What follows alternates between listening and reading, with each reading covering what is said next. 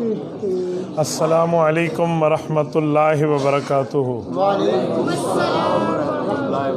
الحمد للہ وحدہ والصلاة والسلام علی من لا نبی بعدہ، اما بعد فاعوذ باللہ من الشیطان الرجیم، بسم اللہ الرحمن الرحیم، وما ارسلناک الا رحمۃ للعالمین۔ عن ابی ہریرہ رضی اللہ تعالی عنہ قال قال رسول اللہ صلی اللہ علیہ وسلم فضلت علی الانبیاء بست اوتیت جوامع الکلم ونصرت بالرعب واحلت لی الغنائم وارسلت الى الخلق کافہ وجعلت لی الارض مسجدا وطہورا وختم بی النبیون۔ رواہ الامام الہمام المسلم فی صحیحہ۔ صدق اللہ العظیم وبلغنا رسولہ النبی الامی الکریم، ونحن علی ذلک لمن الشاہدین والشاکرین، والحمد للہ رب العالمین۔ جا زندگی مدینہ سے جھونکے ہوا کے لا، شاید کہ حضور خفا ہے منا کے لا۔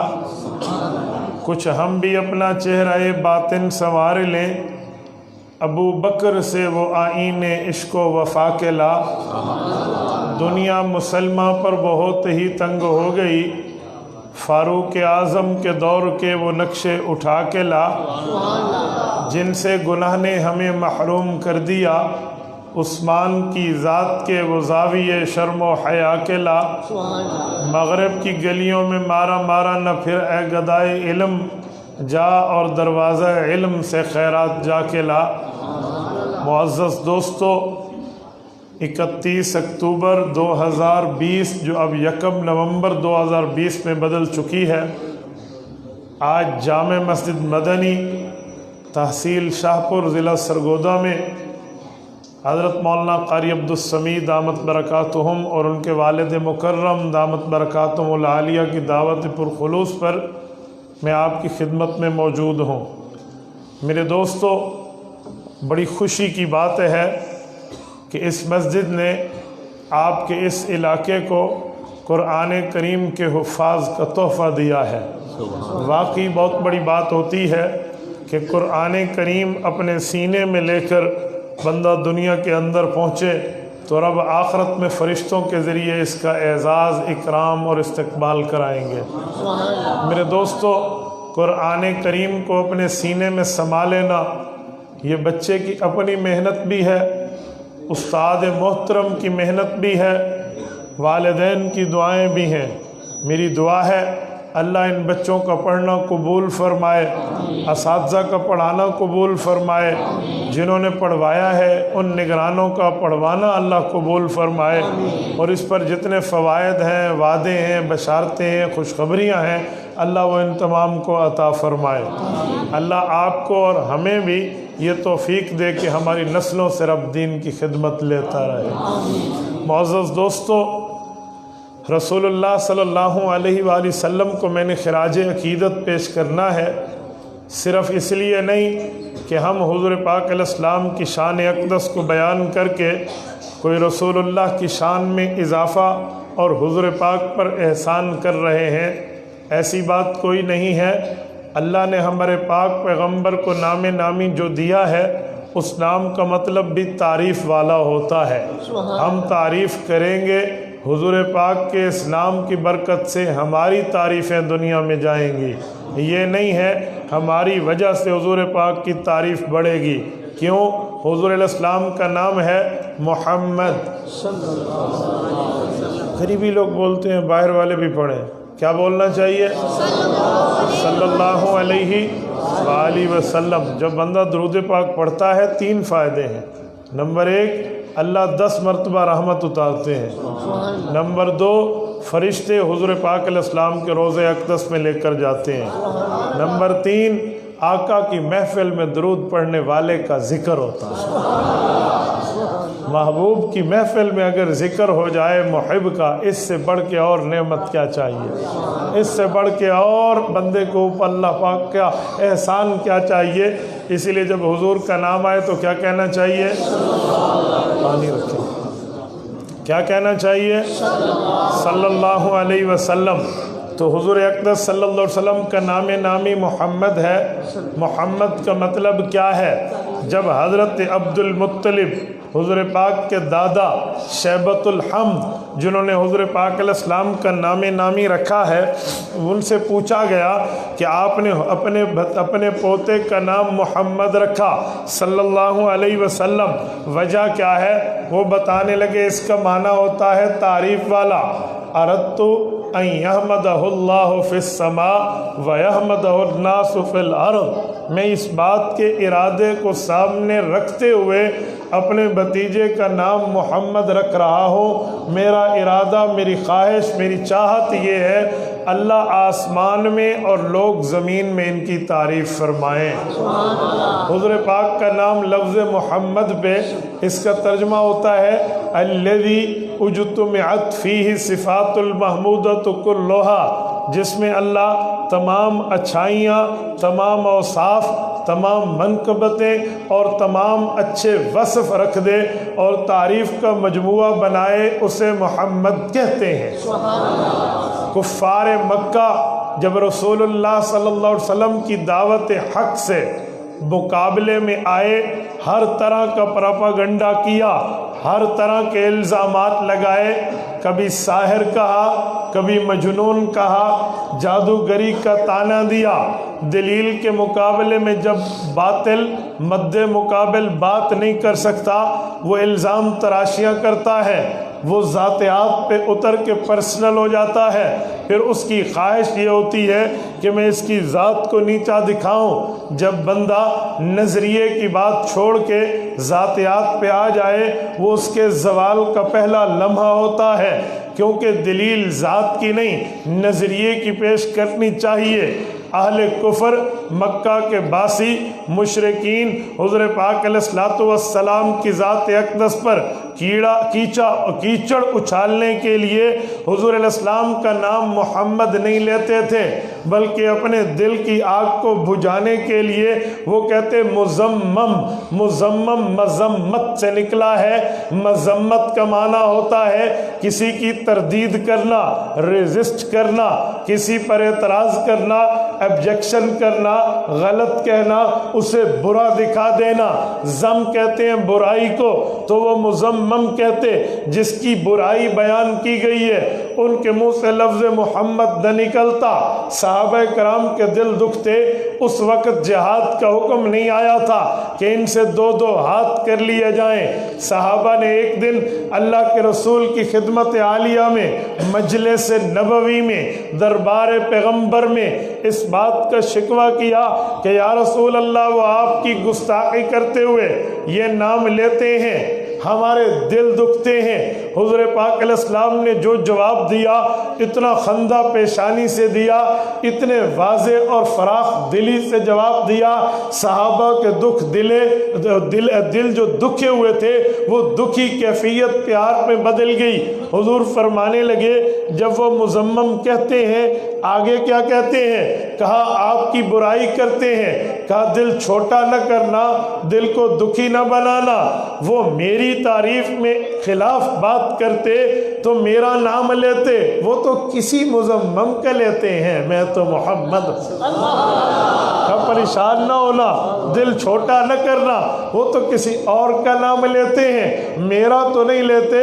ہوگا کوئی مذمم، ہوگا کوئی قابل مذمت، میں تو محمد ہوں۔ جب یہ بات کافروں تک گئی، وہ بڑے حیران ہوئے کہ ہمارے ٹھٹھے اور مذاق کو بھی اس نے تعریف اور ہمارے لیے برائی بنا دی ہے۔ پھر وہ حضور پاک کا نام لے کر برائی کرنے لگے۔ اس کا جواب بھی دیتا چلوں، جو شخص حضور کی برائی کرنا چاہے وہ برائی نہیں کر سکتا، غلط کہنا چاہے وہ غلط نہیں کر سکتا، گستاخی کرنا چاہے اس کی گستاخی بنتی نہیں ہے۔ آپ کہیں گے کیسے؟ بڑے بڑے گستاخان رسول آئے ہیں، انہوں نے گستاخی کی ہے۔ میں جواب میں کہوں گا ذرا اس بات کو سمجھیے، حضور پاک کے نام اقدس میں کی گہرائی میں ڈوب کر دیکھیے تو ہمیں سمجھ آتا ہے وہ تعریف ہے، وہ گستاخی نہیں ہے، وہ مذمت نہیں، محبت ہے۔ جی وہ کیسے؟ جب کوئی بندہ حضور پاک کا نام لے کر حضور پر کیچڑ اچھالنے کی ناکام کوشش کرے گا، جب کوئی بندہ رسول اللہ کے نام اقدس کو لکھ کر گستاخی لکھنا چاہے گا تو یا زبان سے بولے گا یا قلم سے لکھے گا۔ اگر زبان سے بولے گا پہلے حضور کا نام محمد لے گا، پھر آگے اپنی بکواس کرے گا۔ اگر قلم سے لکھے گا پہلے نام محمد لکھے گا، پھر آگے مذمت کرے گا۔ محمد کا معنی ہے تعریف والا، محمد کا معنی ہے اچھائیوں والا، محمد کا معنی ہے اوصاف والا، محمد کا معنی ہے منقبت والا، محمد کا معنی ہے جس میں تمام تر اچھائی جمع کر لی جائے وہ محمد۔ جب وہ اپنے قلم سے حضور کا نام لکھے گا گویا وہ یہ مان رہا ہے جس کے خلاف بات کر رہا ہو وہ تعریف والا ہے۔ جب زبان سے محمد کہے گا تو اس کی زبان بھی اقرار کر رہی ہوگی کہ جس کے بارے میں جملہ کہہ رہا ہو وہ صاحب تعریف ہے، صاحب منقبت ہے، صاحب اوصاف ہے۔ جب وہ اچھا کہے گا یا اچھا لکھے گا اس کی زبان اور قلم اس پر لعنت بھیج کر کہے گی اے لعنتی کیا گستاخی کرتا ہے، محمد تعریف والا بھی مانتا ہے غلط بھی کہتا ہے۔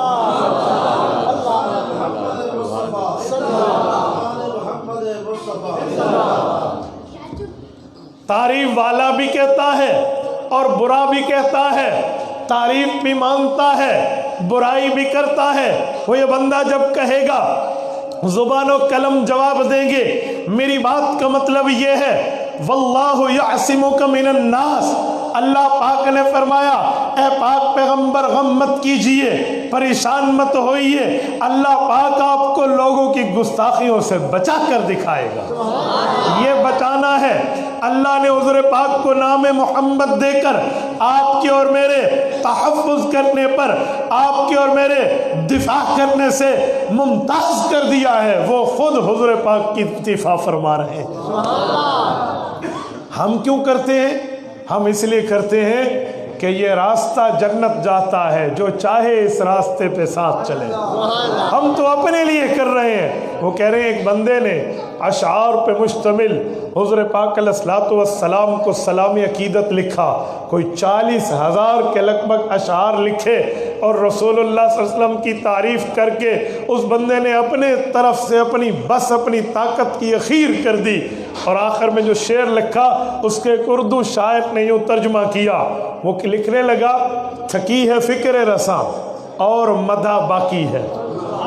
فکر، سوچ، تصور، کانسیپٹ، دماغی محنت، فکر، تھکی ہے فکر رساں، میری فکر رساں جہاں تک رسائی ہے، جہاں تک پہنچنا ہے، جہاں تک ہدف ہے، جہاں تک میں نشانہ لے کر بیٹھا کہ میں نے کام کرنا ہے، میں نے ٹارگٹ اچیو کرنا ہے، جتنی محنت کرنی ہے، میں نے خود کو تھکا دیا۔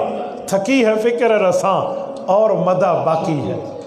اور جب بندہ لکھتا ہے نا تو لکھتے لکھتے لکھتے اس کا قلم اور اس کا ہاتھ تھک جاتا ہے، جیسے چلتے چلتے چلتے بندے کے پاؤں تھک جاتے ہیں تو بندہ کہتا ہے یار اب تو میرے پاؤں پر اولے اور نشانات پڑ گئے ہیں، یار اس پر تو یہ جو ہے نا اتنے نشان پڑے ہیں کہ اس پر تکلیف ہونا شروع ہو گئی ہے۔ تو وہ شاعر کہتا ہے قلم ہے آبلا پا اور مدہ باقی ہے، کہ میرا قلم لکھتا گیا اتنا لکھا گویا کوئی چلنے والا چلے تو اس کے پاؤں پہ آبلے پڑ جائیں، اتنی محنت کی۔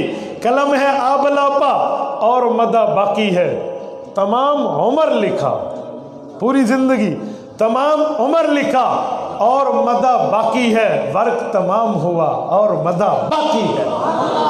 کیا مطلب؟ میں نے تمام عمر لکھا، کا بچپن، لڑکپن، جوانی، آتا بڑھاپا اخیر عمر تک لکھا، تعریف تعریف تعریف کے پل باندھ دیے، گویا جب میں طاقتور تھا میرے ہاتھ میں قوت تھی، میری آنکھ میں بصارت تھی، میرے کان میں سنوائی تھی، میرے پاس پاور تھی، میں لکھتا گیا۔ حال یہ ہوا میری جوانی ڈھلی، ادھیڑ عمر، پھر بڑھاپا آیا، ہاتھ میں لرزہ آیا، آنکھ کی بینائی گئی، کان کی سنوائی گئی، میں لکھتا رہا، تمام عمر لکھا اور مدہ باقی ہے، میں نہیں لکھ سکا۔ کیا مطلب؟ اللہ نے ہمیں وہ پیغمبر دیا ہے جہاں تک رب نے اپنی خدائی دی ہے وہاں تک حضور کی شان کی مصطفائی دی، وہ پیغمبر اللہ نے ہمیں دیا۔ ایک شخص نے حضور پاک علیہ السلام کی تعریف میں مقالہ لکھا، اور مقالہ لکھ کے کسی نے کہا واہ تو نے حضور کی تعریف کر دی، رسول اللہ کی عزت میں اضافہ کر دیا۔ اس نے کہا جی نہیں، ما ام مدحت محمدم بمقالتی۔ کیا کہہ رہے ہو یار؟ میں نے کوئی لکھ کر حضور کی تعریف کی ہے؟ ما ام مدحت محمدم بمقالتی، تو کیا کیا؟ انہوں نے کہا ولیکن مدحت مقالتی بمحمدی، میں نے اپنے مقالے کو خوبصورت بنایا ہے حضور کی تعریف سے، میں نے اپنے مقالے کو عزت بخشی ہے رسول اللہ کی تعریف سے۔ مقام رسول اللہ کا بڑا ہے، درجہ رسول اللہ کا بڑا ہے، اسے کہتے ہیں آداب نبوی۔ حضور علیہ السلام کے چچا سیدنا عباس رضی اللہ عنہ اللہ کے رسول کے پاس بیٹھے تھے، ایک دیہاتی ایک سوال پوچھ بیٹھا، حضرت عباس کہتے ہیں اس کے سوال نے مجھے عجیب پریشانی میں پھینک دیا۔ اس نے پوچھا آپ بڑے ہیں یا آپ کے بھتیجے بڑے ہیں؟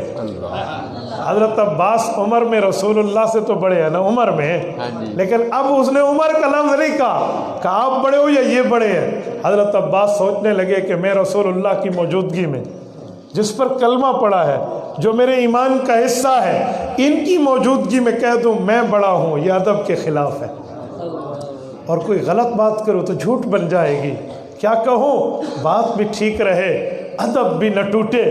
کہنے لگے میرے بھائی میرے خیال میں تو عمر کے بارے میں پوچھنا چاہ رہا ہے، بڑے تو اللہ کے رسول ہیں، ہاں پہلے پیدا عباس ہوا تھا، پہلے عباس پیدا ہوا، یہ ادب سکھایا۔ تو رسول اللہ صلی اللہ علیہ وآلہ وسلم کی ذات اقدس رب نے ہمیں دی ہے۔ میں یہاں ایک جملہ سمجھانے کے لیے کہتا ہوں، اللہ رب العزت نے کرم اور فضل یہ کیا، حضور علیہ السلام کو نام نامی محمد دیا ہے، یہ ذاتی نام ہے، باقی حضور کے صفاتی نام ہے۔ ذاتی نام کا مطلب پہچان، صفاتی نام کا مطلب رسول اللہ کی جس سے شان واضح ہوتی ہے۔ تو ایسے اللہ کے بھی ذاتی نام ہیں اور پھر صفاتی نام ہے۔ رب کا ذاتی نام اللہ ہے اور صفاتی نام کئی ہیں۔ قرآن کریم کا پہلا صفحہ کھولیے، آپ کو اللہ کے تمام اسماء الحسنی نظر آئیں گے، آخری صفحات پہ جائیے اسماء المصطفیٰ نظر آئیں گے، تمام یہ نام موجود ہیں۔ پہلا ذاتی اللہ ہے، پھر الرحمن الرحیم مالک یہ پورا الصبور تک الرشید تک چلے جائیے، یہ اللہ کے صفاتی نام ہے۔ حضور علیہ السلام کا نام محمد صلی اللہ علیہ وسلم یہ ذاتی نام ہے، پھر آگے احمد، محمد، احمد، الحامد، محمود، طیب، قاسم، عاقب، فاتح، پورا چلے جائیے، رسول اللہ صلی اللہ علیہ وسلم کے سارے صفاتی نام ہیں۔ اللہ نے اپنے نام میں بھی کمال رکھا ہے، حضور کے نام میں بھی کمال رکھا ہے۔ اللہ کا نام نامی اللہ کا ترجمہ کیا ہے؟ ہمارے حضرات بتاتے ہیں 3 چیزوں پر مشتمل ہے۔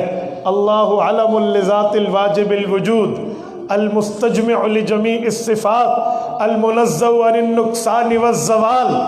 اللہ کی ذات عالیہ وہ ذات ہے، اللہ علم لذات الواجب الوجود، جس کا ہونا بالکل واجب ہے کہ رب ہے، یہ لازم ہے، یوں نہیں ہو سکتا کہ رب نہ ہو، کوئی نہیں تھا اللہ تھا، سب ہیں اللہ ہے، کوئی نہیں ہوگا اللہ ہوگا، للہ الامر من قبل ومن بعد، اللہ پاک سب سے پہلے، اللہ پاک سب کے بعد، اللہ ازل میں بھی، اللہ ابد میں بھی، اللہ ہر جگہ، اللہ کی ذات عالیہ ہر جگہ موجود ہے، حتیٰ کہ غار ثور میں فرمایا ان اللہ معنا، اس غار میں بھی اللہ ہمارے ساتھ ہے۔ بحیرہ کلزم پہ حضرت موسیٰ فرمائے ان ربی معی سیادین، اللہ میرے ساتھ ہے۔ قرآن کریم کہتا ہے اگر تم لوگ آپس میں بیٹھے ہو، باتیں کر رہے ہو، کتنے ہو اور کون سے نمبر پہ خدا ہے،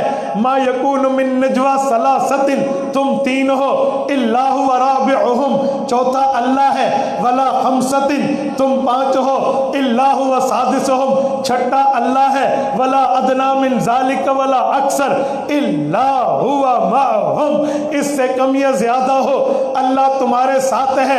اللہ کے لیے فرمایا وَلِلَّهِ الْمَشْرِقُ وَالْمَغْرِبُ فَأَيْنَمَا تُوَلُّوا فَثَمَّ وَجْهُ اللَّهِ، وہ مشرق کیوں نہ ہو، وہ مغرب کیوں نہ ہو، یہ اللہ کے لیے ہے۔ اور فَأَيْنَمَا تُوَلُّوا فَثَمَّ وَجْهُ اللَّهِ، جس طرف تم رخ کرو اس طرف اللہ کی ذات ہے۔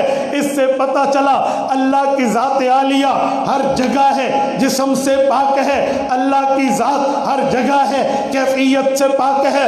اور اللہ نے جو اپنا نام لفظ اللہ رکھا، اس کی حیثیت یہ ہے کوئی اسے اکٹھا پڑھے پھر بھی اللہ کی ذات ملتی ہے، الگ الگ پڑھے پھر بھی اللہ کی ذات ملتی ہے۔ ویسے اللہ نے حضور پاک کو نام محمد دیا، کوئی اکٹھا پڑھے پھر بھی حضور کی ذات سمجھ آتی ہے، الگ الگ حروف پہ توڑ کے پڑھے پھر بھی حضور کی ذات نظر آتی ہے۔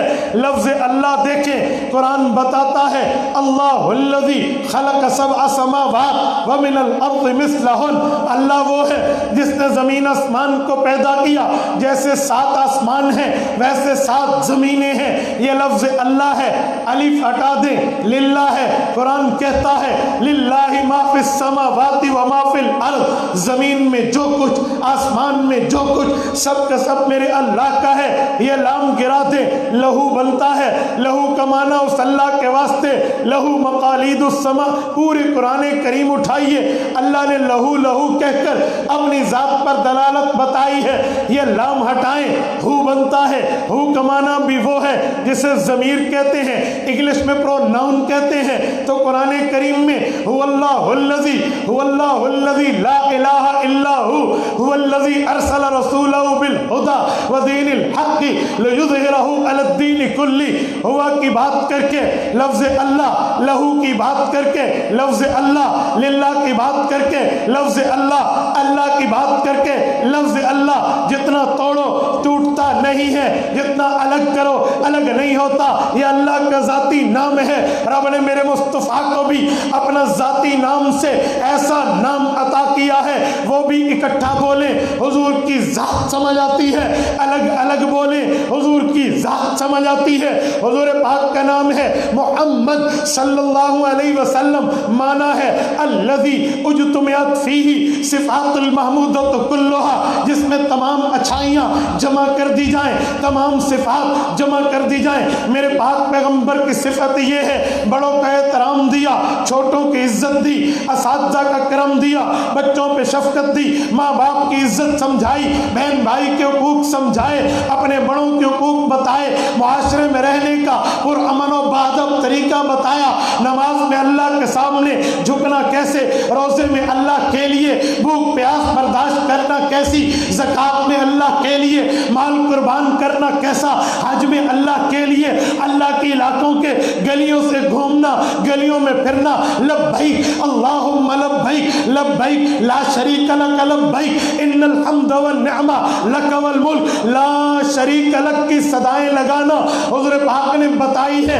اللہ کے رسول نے سچ بولنا سکھایا، جھوٹ سے منع کیا، نکاح کا حکم دیا، زنا سے منع کیا، دیانت داری سکھائی، خیانت سے منع کی، اچھائی بتائی، برائی سے روکا، سچ بولنا بتایا، گالی دینے سے منع کیا، عزت سکھائی، بے عزتی سے بچایا۔ رسول اللہ نے حلال کمانا سکھایا، حرام سے ہمیں بچایا۔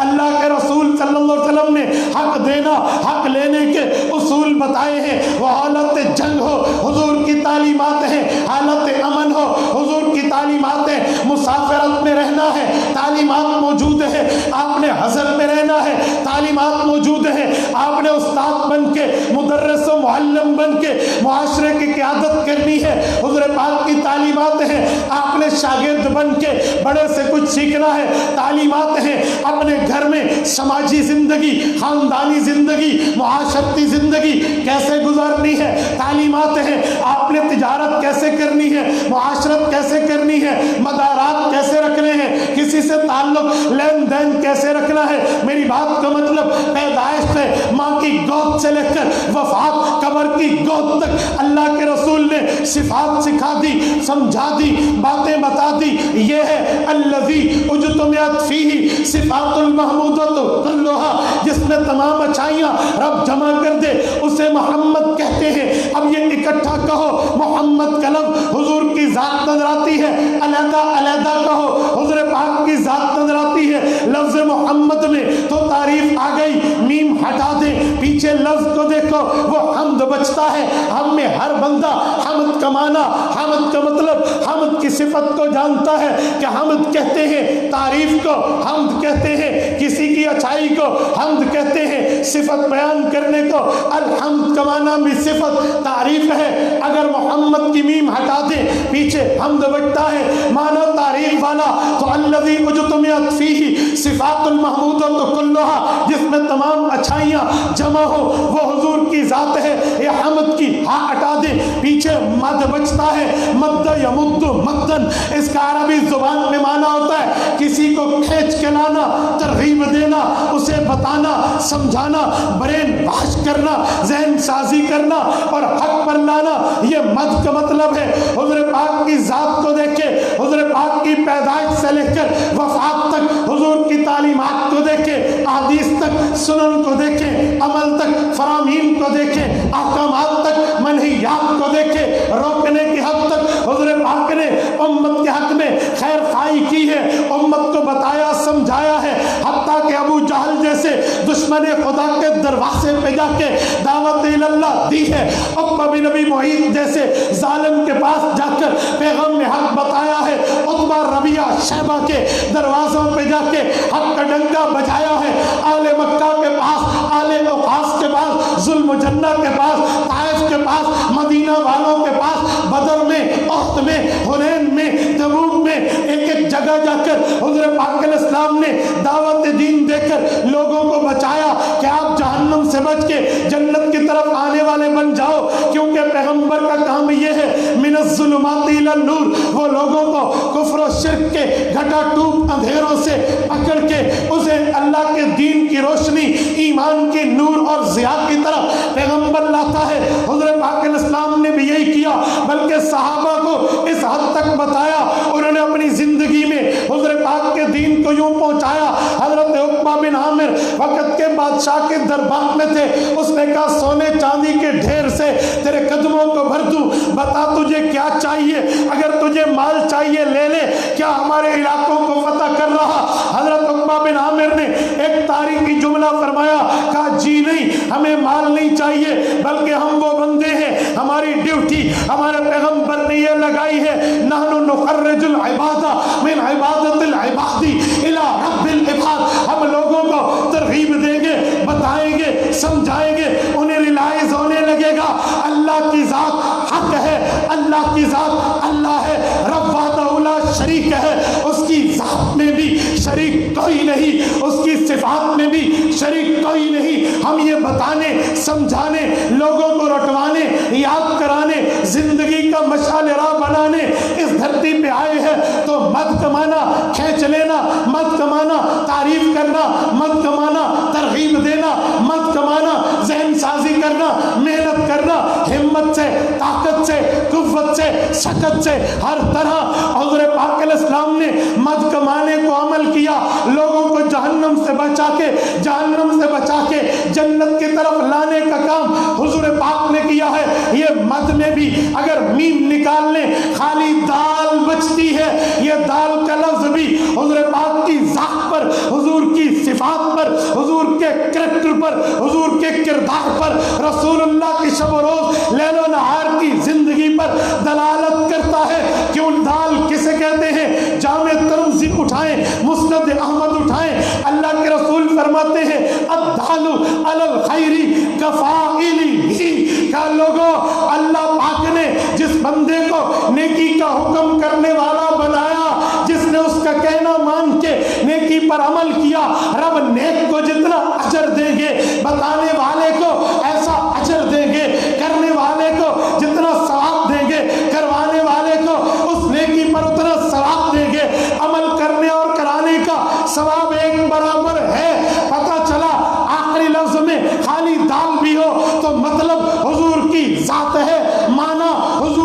ذات ہے، مراد حضور پاک کی صفات ہیں۔ میری بات کا مطلب رب نے اپنا نام اللہ رکھا، ذاتی نام ہے، حضور کا نام محمد رکھا، صفاتی نام ہے، وہ اللہ کا نام ہو یا محمد کا نام ہو، کام بھی ایک جیسا۔ اسی معاملے میں دنیا کے اندر اللہ نے یہ مقام دیا، اللہ کا نام ہے، ٹوٹنے سے نہیں ٹوٹتا، محمد کریم علیہ التحیت والتسلیم کا نام و مقام ہے، الگ ہونے سے نہیں ہوتا۔ اسی لیے کہا جہاں تک خدا کی خدائی وہاں تک مصطفیٰ کی مصطفیٰ۔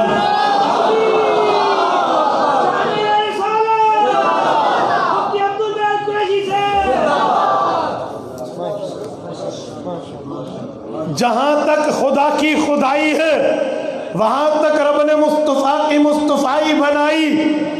یہ بات کس لیے؟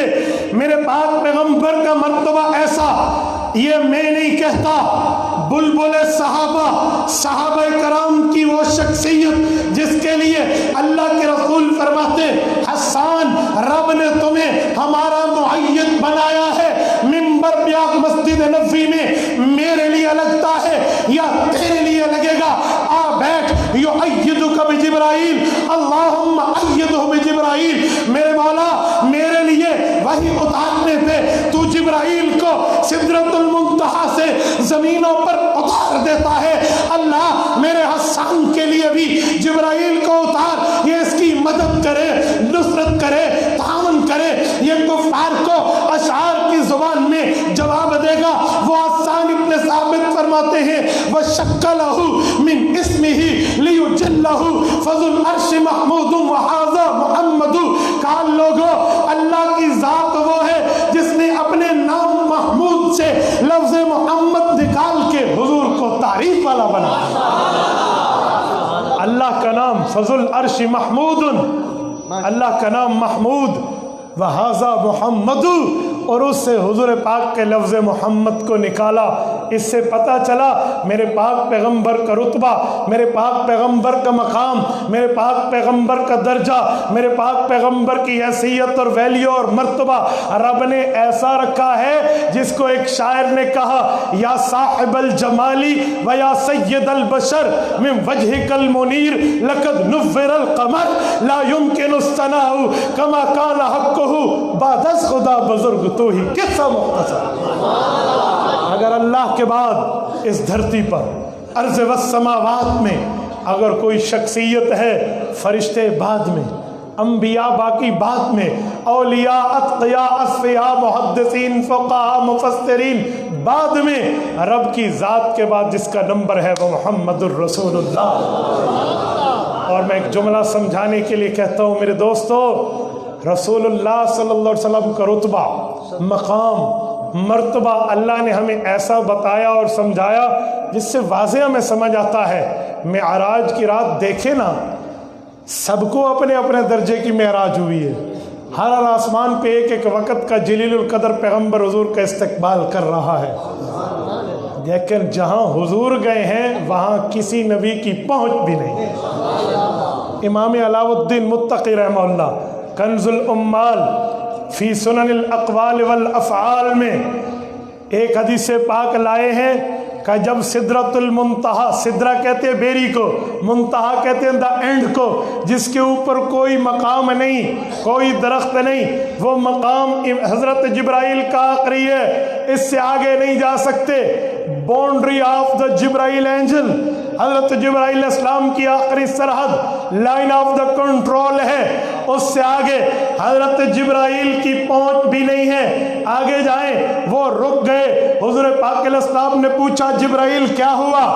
حضرت علی المرتضیٰ کی بہن ام ہانی سیدہ فاختہ رضی اللہ عنہا کے گھر میں تھا، لینے آپ آئے، حتیم میں تھا، تو ساتھ کعبۃ اللہ میں آیا، تو ساتھ چاہے زمزم پہ شک صدر ہوا، آپ میرے ساتھ جبرائیل مکہ سے چلے، بیت المقدس تک آئے، راستے میں ایک ایک جگہ اچھی جگہوں میں آپ نے میرے لیے نوافل کا انتظام کیا۔ یہ کوہ طور ہے، نوافل پڑھیے، یہ بیت اللہ میں ہے، نوافل پڑھیے، یہ قبر موسیٰ کا قرب ہے، نوافل پڑھیے، یہ بیت المقدس ہے، انبیاء کو نماز پڑھائیے، اچھا آپ میں معراج لگا ہے، آسمانوں کا سفر ہے، یہ پہلا आसमान है, जब उसकी कुंडी हजरत जिब्राइल खटकाते, सुनन मुस्लिम, सही मुस्लिम की हदीस है, हुजूर पाक बताया करते थे साहबा कराम को, मेरे साहबा मैं आसमानों पे कैसे गया, आसमान का दरवाजा कैसे खुला।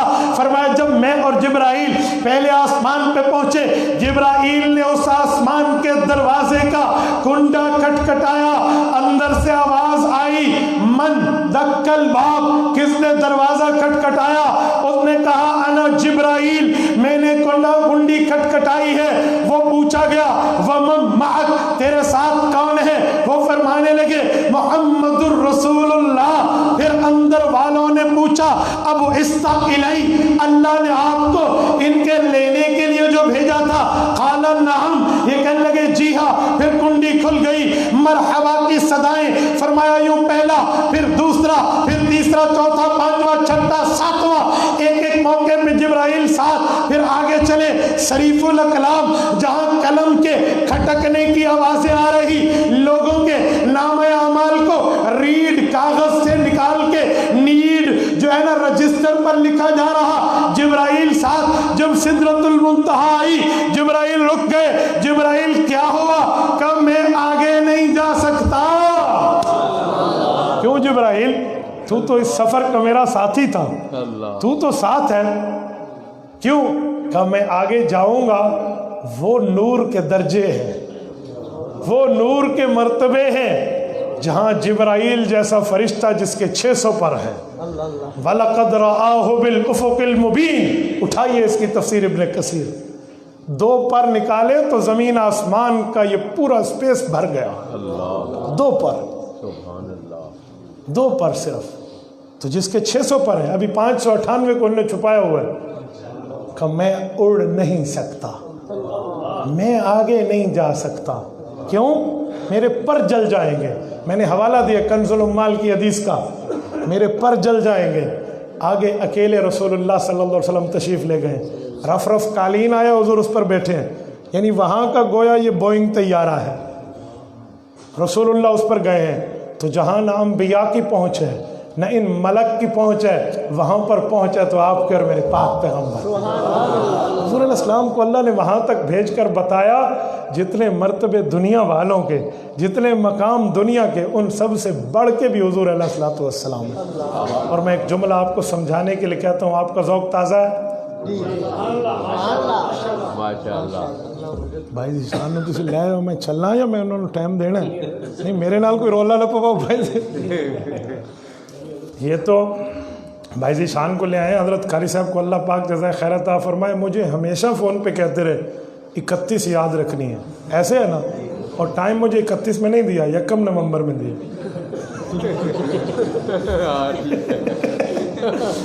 अल्लाह अकबर, तवज्जो रखना मेरे दोस्तों।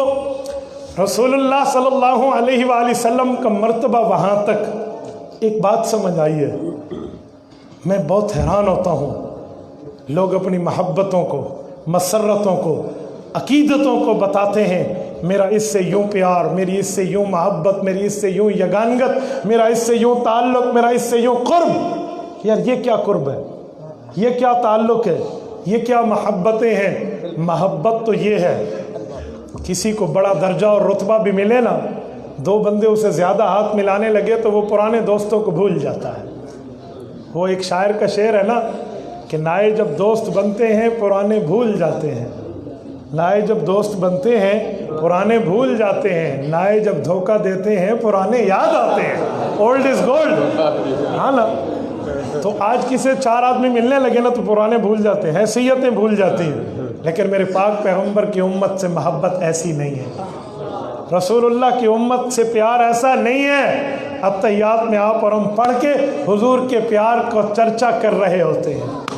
जब अल्लाह पाक के पास अर्श वल्ला पर अत्तहियातु लिल्लाहि वस्सलावात, ज़ुबानी माली तमाम इबादतें अल्लाह के यहाँ पेश की, और रब्बुल इज़्ज़त ने उसके जवाब में अस्सलामु अलैका अय्युहन नबी का खिताब दिया, आप पर सलामती हो।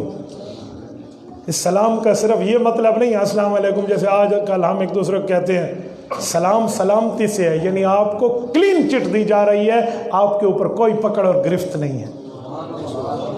تو سلام کی جب بات آئی اتنا رتبہ ملا، اتنا بلندیوں پر سفر ہو چکا تھا کہ اس سے بڑھ کے اس کائنات میں سفر کوئی نہیں ہے، اتنا بڑا سفر۔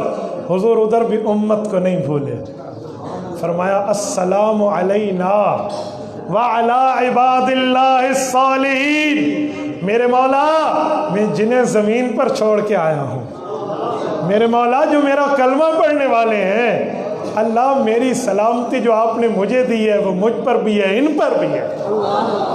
امت کو حضور عرش پہ جا کر بھی نہیں بھولے۔ ہم آج شادی کی خوشی میں، بیاہ کی خوشی میں، جاب ملنے کی خوشی میں بھنگڑا ڈال کے حضور کی محبت کو بھلا بیٹھتے ہیں۔ ہم آج کہتے ہیں فلاں بندہ غلط کر رہا، جو ہم حضور کی سنتیں توڑ رہے ہیں، جو ہم رسول اللہ کے احکامات کو نعوذ باللہ پس سے پشت ڈالے ہوئے ہیں۔ چار بندے مجھے ہاتھ میں لانے لگے میں سنت کو قربان کر دوں، جس شادی خوشی میں تو یوں ہوتا رہتا ہے، مجھے بتائیں حضور مجھے وہاں پہ نہیں بھولے، السلام علینا وعلی عباد اللہ الصالحین فرما کر، اور میں یہاں حضور کو بھلا بیٹھوں، کتنی بدبختی کی بات ہوگی۔ میرے دوستو، رسول اللہ کے دین سے اپنے لگاؤ کو پیدا کرو۔ حضور کی دین سے بددینی کی نا، حضور علیہ السلام کی دین میں بگاڑ ڈالا، اگر رسول اللہ کے دین کو بدلنے کی نعوذ باللہ کوشش کر کے کچھ اور معاملہ کیا، صحیح بخاری کی حدیث ہے، ورز الحوض کے باب کے تحت ہے، حضور پاک علیہ الصلوۃ والسلام کا دربار لگا ہوگا، حوض کوثر پہ جام کوثر تقسیم ہونے کی باری آئے گی اور کچھ لوگ آئیں گے، شکلوں سے تو ٹھیک ہوں گے، اور وہ لوگ آ کر جب پانی کا گلاس جام کوثر لینا چاہیں گے، فرشتے کہیں گے یا رسول اللہ انک لا تدری ما احدثوا بعدک، جو ان نے بعد میں کچھ کیا نا وہ کیا ان کے کرتوت ہے یا آپ تک نہیں پہنچے، تکلیف ہو رہی ہے لوگوں کو، کیا کرتوت ہیں وہ آپ تک نہیں پہنچے، تو کیا معاملہ؟ کہا انہوں نے تو دین کو بدلنے کا کام کیا۔ اچھا تو جام کوثر ہاتھ میں حضور علیہ السلام کی طرف سے واپس ہوگا، فرمائیں گے سحقن سحقن لمن غیر بعدی، ان کے لیے مجھ سے دوری ہے، ان کے لیے مجھ سے دوری ہے جو میرے دین کو میرے بعد بدلتے رہے۔ ہم پیغمبر علیہ السلام کی محبت کا دعویٰ کرتے ہیں، یار میں بعض اوقات حیران ہوتا ہوں ہمارے اعمال اس مطابق نہیں ہیں۔ آج فرانس کے ملونوں پر ہم لعنت کرتے ہیں اور کرنی چاہیے، لیکن فرانس کو گستاخی کی جرت ہوئی ہے تو اس میں بھی ہمارے ہاتھ شریک ہے۔ ہمارے بڑے آسیہ ملونہ کو رہا کر کے اسے پلیٹ میں نہ دیتے تو انہیں بھی جرت نہ ہوتی۔ اسی صدر کے پاس آسیہ ملونہ کو بھجوایا گیا تھا نا، یار وہ اپنی عورت چھڑا کے لے گئے اور ہم حضور علیہ السلام کی گستاخی کروا کے بیٹھے ہیں۔ میں نے کچھ دنوں سے یہ مطالبہ کر رہا ہوں، اگر آپ کا ذہن بھی حاضر ہے تو ہاتھ کھڑے کر کے میرے تائید کیجئے۔ ایک منٹ، ابھی نہیں، میں ابھی مطالبہ رکھتا ہوں، پھر میری تائید کیجئے اگر آپ کے دل کو اچھا لگے۔ آج ریاست مدینہ کا راب الاپنا جا رہا ہے کہ ریاست مدینہ ہے۔ آپ کو پتہ ہے ریاست مدینہ میں گستاخ رسول حضور علیہ السلام کے حکم پر اس کی حیثیت کیا ہوتی تھی؟ کعب بن اشرف نے گستاخی کی تھی، صحیح بخاری جلد 2 کتاب المغازی، اللہ کے رسول نے حضرت محمد ابن مسلمہ کو بھیج کے اس کا سر لیا تھا۔ ابو رافع یہودی نے گستاخی اور توہین کی تھی، حضرت عبداللہ بن عتیق رضی اللہ عنہ کو بھیج کے خیبر کے دروازے سے اس کا سر منگوایا تھا۔ عبداللہ بن خطل نے گستاخی کی اور کعبۃ اللہ کے غلاف میں چھپا جہاں سب کو امن تھا، جس نے دروازہ گھر کا بند کیا امن میں، حضرت معاویہ ابو سفیان کے گھر میں آیا امن میں، جو بیت اللہ کے شہر میں آیا امن میں۔ اس موقع پہ عبداللہ بن خطل گستاخ رسول موہن ذات پیغمبر کعبۃ اللہ کے غلاف میں چھپا، حضور نے فرمایا اقتلہ ہا ہونا، اسے یہاں کام تمام کر دو۔ گستاخ رسول کو کعبۃ اللہ کی دیوار بھی پناہ نہیں دیتی۔ یہ تھا ریاست مدینہ۔ حکمرانوں، یہ مذمتوں کی بات نہیں کرو، یہ مذمتیں ہم جیسوں کے لیے رکھ دو جو بے اختیار ہیں۔ ہمیں تشویش ہے اس مسئلے پہ، یہ تشویش کے مسائل ہم جیسوں کے لیے رکھ دو جو بے اختیار ہیں۔ میں تمہارے لیے کہتا ہوں کل قیامت میں آقا کا سامنا تم نے اور ہم نے کرنا ہے، وہ کام کرو کہ تمہارے نام بھی دنیا میں بھی اونچے، حضور کے سامنے بھی عزت والے۔ وہ کیا ہے؟ آج ہمارے با اختیار طبقہ فرانس سے مطالبہ کرے تم نے اپنی لے لی نا، یہ گستاخ ملک پاکستان کے حوالے کرو۔ یہ زندہ یا مردہ ہمیں چاہیے۔ آپ تائید کرتے؟ اگر تائید کا ہاتھ کھڑے ہو کر تائید کرتے؟ ہمیں گستاخ رسول کا سر چاہیے، ہمیں گستاخ رسول کا سر چاہیے، کرتے؟ تو حکمرانوں کو چاہیے یہ اس کو منگوائیں۔ یہ غیرت ہوتی ہے، یہ طاقت ہوتی ہے، یہ ریاست مدینہ ہوتی ہے۔ کہہ رہے ہیں ہم وہاں سے اپنا سفیر بلوائیں گے۔ صحافیوں نے کہا 3 ماہ پہلے سے ہمارا سفیر وہاں پہ ہے ہی نہیں۔ یہ جھوٹے باتیں کر کے عوام کے جذبات کے اوپر یہ دوسرے معاملات کی کوشش نہ کی جائے۔ تو میرے دوستو، ہم اس پہ لعنت کرتے ہیں، کرتے رہیں گے، وہ بے ایمان ہے، رب ان کو ذلیل اور خوار کرے۔ ہمارے ہاتھ میں طاقت ہوتی تو گستاخوں کے سر ان کے دھڑ پہ موجود نہ ہوتے، دھڑ پہ موجود، لیکن جتنی طاقت ہے ہم اتنی بات کرتے ہیں۔ لیکن ہم لوگوں نے بھی تو رسول اللہ کی ذات سے بے وفائیاں شروع کی ہیں۔ ہم میں بیٹھا ہوا ہر بندہ اس جلسے میں آیا ہوا اس بات کا تہیہ کرے کہ میں آج کے بعد حضور کی سنت کی مخالفت نہیں کروں۔ ہم تہیہ تو کریں، ہم وعدہ، ہم خود کو نہیں بدلتے، ہم دوسروں کے بارے میں بات کرتے۔ ٹوٹل کا پمپ کہتے ہیں یہ فرانسیوں کا ہے، یہ انہی کے پاس اس کی سبسڈی جا رہی ہے۔ کتنے مسلمان ہیں جن نے وہاں سے پیٹرول لینا بند کر دیا؟ ہم آئے نا جو ہیں، جزاکم اللہ، اس محنت کو تھوڑا آگے رکھے نا۔ میں کچھ دنوں پہلے جھنگ کے راستے سے آ رہا تھا تو وہاں ایک پمپ ہے، میں وہاں پہنچا رات کو، ہم نے وضو وغیرہ کیا تو میں ان ملازمین کو اکٹھا کیا، میں نے کہا آپ مسلمان ہیں؟ جی ہاں۔ حضور علیہ السلام کی سفارش کے امیدوار ہیں؟ جی ہاں۔ میں نے کہا اس پمپ پہ کام کیوں کر رہے ہو؟ تو گستاخان رسول کا کیوں کر رہے ہیں؟ کیا وجہ ہے؟ ان کے سر جھک گئے، کہا مجھے صبح سے کئی بندے بات کر گئے، ہم کیا کریں؟ میں نے کہا لعنت بھیجے اس رزق پر جس رزق سے غداروں سے یاری بنتی ہو۔ علامہ اقبال فرماتے ہیں طائر لاہوتی اس رزق سے موت اچھی، اے طائر لاہوتی اس رزق سے موت اچھی جس رزق سے آتی ہو پرواز میں کوتاہی۔ یار یہ کیا بات ہے؟ تو اسی لیے فرانسی مصنوعات کا بائیکاٹ بھی کرے اور فرانس کے خلاف جتنی کام بندہ کر سکتا ہے اس معاملے میں ان کے خلاف وہ کام کریں کہ گھٹنے ٹیکنے پہ مجبور ہو جائے۔ میرے دوستو، محبت رسول کا صرف مطلب یہ نہیں ہے کہ یہاں پہ بیٹھ کے ہم عاشق ہیں، ہم محبت کرنے والے ہیں، کل قیامت میں حضور کا سامنا بھی ہم نے کرنا ہے۔ تو میری بات کا خلاصہ صرف ان 2 لفظوں میں نکلا، اللہ نے اپنے پاک پیغمبر کو اپنی ذات سے نام نکال کے لفظ محمد دیا، جو جتنا بناؤ تعریف والا ہی بنتا ہے۔ آپ کے اور میرے دفاع سے حضور کی ذات ممتاز ہے، ہم اسی لیے حضور کی ذات کا تحفظ کرتے ہیں کہ ہمارا آخرت میں بیڑا پار ہو جائے۔ بس اس بنیاد پہ اللہ ہمیں عمل کی توفیق عطا فرمائے۔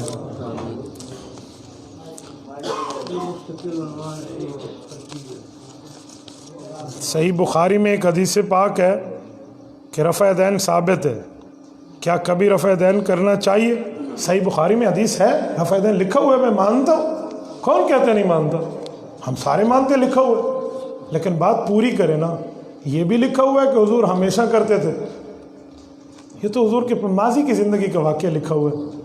صحیح بخاری میں جو حدیث ہے اس کا راوی عبداللہ بن عمر ہے، یہی عبداللہ بن عمر رضی اللہ عنہ کی روایت مسند ابی عوانہ میں ہے کہ مکہ میں کرتے تھے، مدینہ میں چھوڑ دیا تھا۔ یہی صحابی ہے، یہی صحابی مسند ابی عوانہ میں یہی صحابی ہے۔ تو اس صحابی کی مکی زندگی کے بعد فلما ہاجر الی المدینہ، یہ لفظ ہے۔ تو عبداللہ بن عمر وہی صحابی بخاری میں بتا رہا ہے، پرانی بات وہ آپ نے لے لی ہے، بعد کی بات وہ حدیث پاک میں بتا رہا ہے، وہ آپ نے چھوڑ دی ہے۔ تو کوئی بندہ یہ آدھا سچ بولتے، سچ فرما۔ نبی پاک صلی اللہ علیہ وسلم نماز میں ہاتھ باندھنے کا جو طریقہ تھا وہ ثابت کر کے دکھائیں۔ جی ہاں، سنن نبی داؤد جلد نمبر 1 کتاب الصلاۃ باب وضع الیدین، سیدنا علی المرتضیٰ کی روایت ہے، ان من السنہ کا یہ سنت ہے وضع الکف علی الکف فی الصلاۃ تحت السرہ، ایک ہاتھ کی ہتھیلی کو دوسرے ہاتھ پر رکھتے، یعنی ہاتھ باندھتے اور اپنی ناف کے نیچے رکھتے۔ مولانا سید حسین احمد مدنی رحمہ اللہ ریل میں سفر فرما رہے تھے، ایک شخص سے بات ہوئی، اس نے کہا تم لوگ ناف کے نیچے ہاتھ کیوں باندھتے ہو؟ تو انہوں نے کہا کہاں باندھنا چاہیے؟ انہوں نے کہا جی سینے پر۔ انہوں نے کہا تجھے پتہ ہے ہاتھ باندھنے کا مطلب کیا ہے؟ انہوں نے کہا تسی دس دو۔ انہوں نے کہا باندھنے کا مطلب ہے بند کر دو. تو شہوت ہوتی ہے نا, مرد کی شہوت ناف کے نیچے ہے, ہم ہاتھ بند کر کے شہوت کو باندھ دیتے ہیں کہ ہمیں اپنے شہوات نہیں چاہیے, اللہ کی ذات چاہیے. تو ہم مرد ہیں, مردوں کے طریقے پہ ہاتھ باندھتے ہیں. جن کی شہوتیں یہیں تھی وہ تو یہیں باندھتی ہیں. تو اب تو فیصلہ کر لے تو مرد ہے یا عورت ہے. میں نے حدیث پاک بھی دے دی اور عقل کی بات بھی کر دی ہے. وہ ایک بندہ تھا نا, وہ ادھر ہاتھ نہیں باندھتا تھا, صرف سینے میں باندھتا. تو ایک بچے نے انہیں دیکھ کر کہا اچھا تو بے کل نماز سیکھی ہے.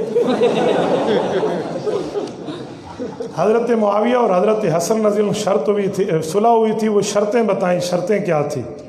حضرت حسن اور حضرت معاویہ رضی اللہ عنہما کی صلح پر 2 باتیں ذہن میں رکھیں. شرطوں کو تو میں طے کر لیتا ہوں, مجھے یہ بتائیں صلح ہوئی تھی یا نہیں ہوئی تھی؟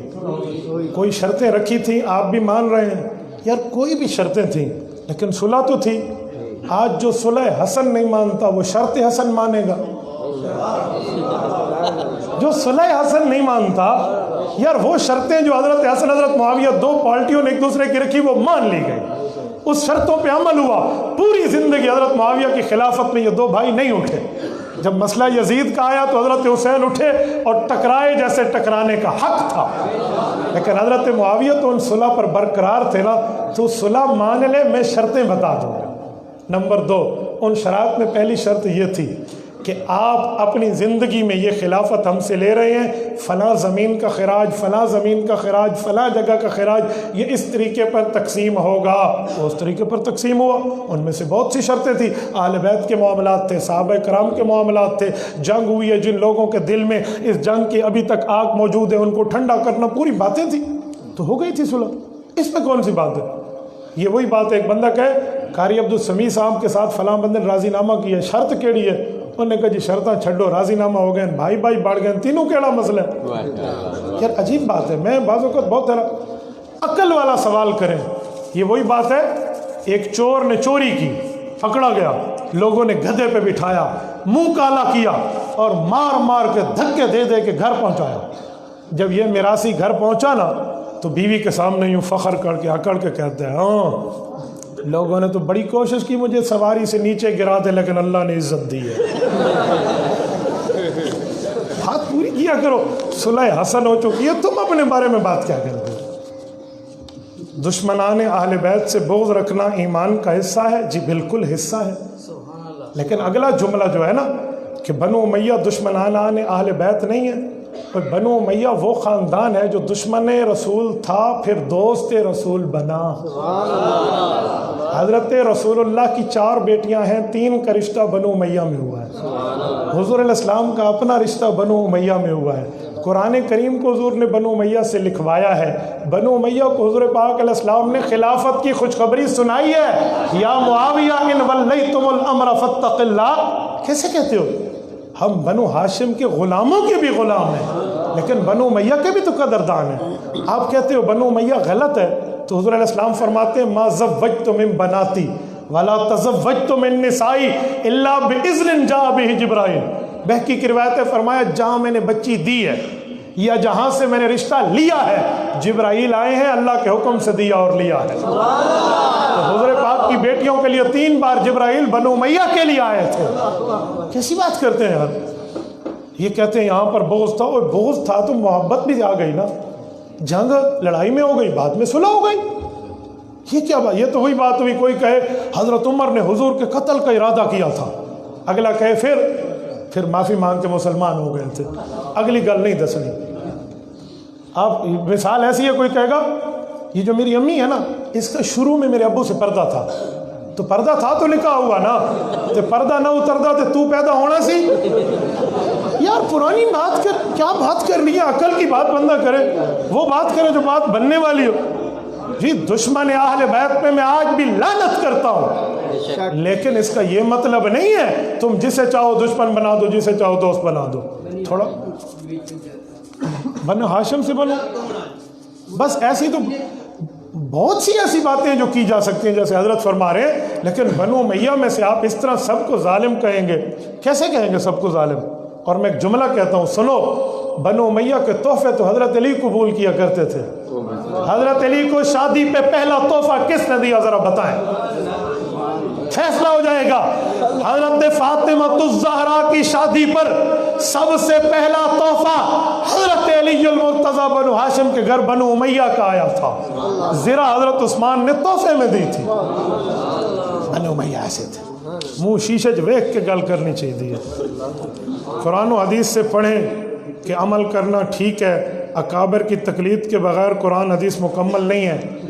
ایک جملہ کہتا ہوں سنو, یہ جو حدیث لکھی ہوتی ہے نا اس سے پہلے اکابر لکھے ہوتے ہیں. مثلا حدیث ہے کلمتان حبیبتان الی الرحمن خفیفتان علی اللسان ثقیلتان فی المیزان سبحان اللہ وبحمدہ سبحان اللہ العظیم. اس سے پہلے اکابر لکھے ہوئے ہیں. وبہ قال حدثنا احمد بن اشکاب قال حدثنا محمد بن فضیل عن عمارة بن القعقاع عن ابی زرعة عن ابی ہریرہ رضی اللہ عنہ قال قال النبی صلی اللہ علیہ وسلم کلمتان حبیبتان. تو حدیث سے پہلے تو اکابر آ گئے. آپ کیوں کہتے ہیں ہم اکابر کو چھوڑیں؟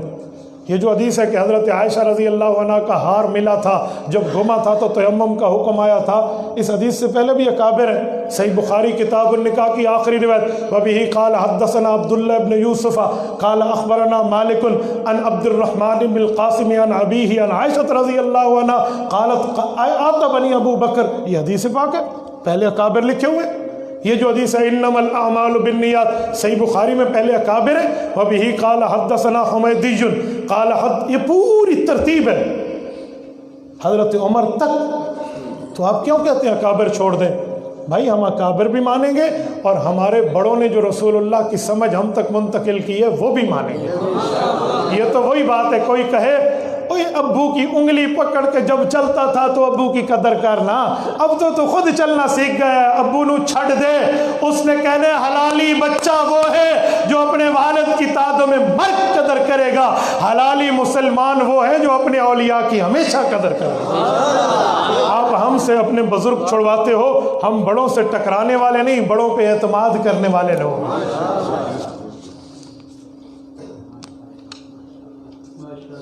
اتحیات والا واقعہ اللہ کے کلام کا. میرے دوستو اتحیات کا جو واقعہ ہے وہ حدیث قدسی کا. کیا صحابہ کرام کا گستاخ حرامی ہے؟ قرآن کریم میں ایک آیت ہے جس میں گستاخ رسول کے لیے یہ لفظ بولا گیا, اتل بعد ذالک زنیم. زنیم کا مطلب ہوتا ہے جس کی نسل میں خطا ہو. تو گستاخ رسول کی لفظ بولا گیا ہے تو گستاخ رسول بڑا بھائی ہوا اور صحابہ اور اہل بیت کا گستاخ چھوٹا بھائی ہوا. تو جیڑی قوم وڈے بھائی دیوں دی وہی چھوٹے بھائی دیوں دی. کوئی اور گل ہے تو دیو پھر.